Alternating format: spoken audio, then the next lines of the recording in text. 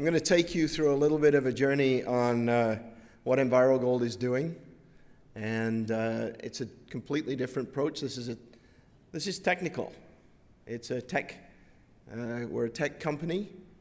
We add our process onto VMS and complicated pyritic ores. Unfortunately, I have to show you this, and we'll go on to that. So what we're doing is we're an add-on, we're a bolt-on to a conventional flotation processing plant. We can also operate independently, individually, and we transform waste into metal and reduce environmental liability at the same time. So our technology is a very simple acid leach, and what we do is we take the tailings from the existing plant, we add some acids, and that's our patented process. And it's a very quick reaction. It takes place in about less than an hour, operates at atmospheric pressure, and it's at low temperature. So none of these massive pressure oxidation, none of these great big tanks, none of that. We run it very quickly. Small operational footprint, we add it onto your current processing plant, or we can take tailings from a tailings storage facility as well. What we do is we also, because a lot of the feed that we're looking at is 30% pyrite, the 30% pyrite has a huge acid generating potential. After it comes out of our process, it's less than 1% pyrite and allows for closure scenarios that are much more environmentally friendly. And we have a whole bunch of other patents in our IP portfolio as well. How do we work? We do a very simple commercial agreement with the owner of the material. We complete our metallurgical testing, and we're running a very comprehensive testing program for the Helia project, which I'll tell you about in a little while, at the ALS laboratory in Perth, Australia. There seems to be a common theme of Australia in this room today. We finance it, we deploy the facility, we operate the facility. We're essentially a toll treatment operation, and we have a large pipeline of projects. There's about $5 billion in metals that we can get in our project pipeline right now.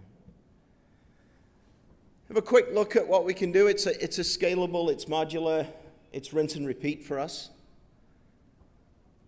The opportunities are fairly massive, 15 billion tons of VMS deposits on the planet. We've got identified targets in the 20 billion range and a project pipeline of 5 billion that we're actually talking to the owners or we have got under contract. And I'll talk a little bit about our first project, which has a free cash flow of about 350 million that should come into production next year. Most of the Australians will be familiar with the Helia gold mine. It's in Tasmania. It was a gold mine that operated from the 1990s to 2010. Post-2010, Helia recognized that there's 2.4 grams a ton of gold in the tailings, along with 5 ounces of silver, a significant amount of zinc, copper, and lead, all trapped in the pyrite. They tried for 8 years to solve this conundrum. They came over to us. We solved it in about 18 months, working with Core Resources, the big lab who developed the Albion project, or the Albion process, out in Brisbane, Australia. The project itself is fantastic. Not only does it have about 1 million ounces equivalent of gold, it's fully permitted. It's got a tailings storage facility that we can use. And they're already reprocessing the tailings. They're doing a flotation right now. The grades I told you are after the second processing, the second flotation. We're going to take the zinc scavenger tails, treat them in our process, and recover the metals. It's a very simple process. All you do, mix the tailings with a weak acid, We dissolve all the pyrite matrices, galena, arsenopyrite, chalcopyrite, and iron pyrite. The base metals just come into they dissolve in the acid. They come into solution.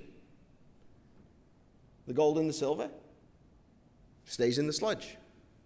Separate the sludge from the acid, send the sludge off to a conventional small cyanide leach. Take the acid, which contains the zinc and the copper, ion exchange resin to get that back, recycle the acid back at the front of the circuit, and go again. One of the nice things about this, and you can see on the right-hand side of the slide there, those tailings ponds are covered with 2 meters of water. Legally, they're required to keep 2 meters of water on them because it prevents the acid generation from occurring. They will be able to, because we don't own the tailings, they own the tailings after us, they'll be able to close that as a dry closure, so reducing the environmental liability at the end. It's a phenomenal operation. We're running a pilot plant right now out at the ALS lab in Perth, as I mentioned, and we're expecting to update the technical report by the end of May. So what have we done? What do we look at for 2023? We've just closed a $2.8 million capital raise. Not bad in a pretty crappy market, as you are aware. We've got ongoing pilot plant work. We have our own lab in Brisbane, and we're working extensively with ALS and Sedgman Engineering right now.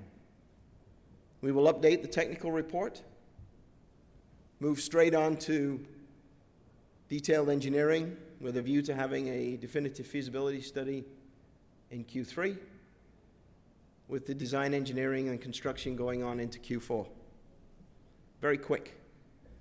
If we take some of the other projects that we're looking at, we now have the evaluation recipe for the assessment of the tailings. Start to finish on, or start to start, if you like, we put a contract into place. We expect to be in production on the next one within 2 years. The market that we've got is phenomenal. We're talking to several of the larger companies because we address not only the metal recovery, but we also address the environmental liabilities associated with the mines. We've got a significant cash flow potential. As we mentioned, the free cash flow on this particular one is $350 million over 8 years. We've got a very, very good team. 300 years of experience. That's not too bad in 8 people. And we've got several catalysts in the pipeline. And you get in early with us. This is technology that's been improved. Similar technology was installed and operating in Bakarchek in Kazakhstan. We've taken that, we've built on it, and we've advanced it now so that we can get continuous recoveries. There's a bit of the team.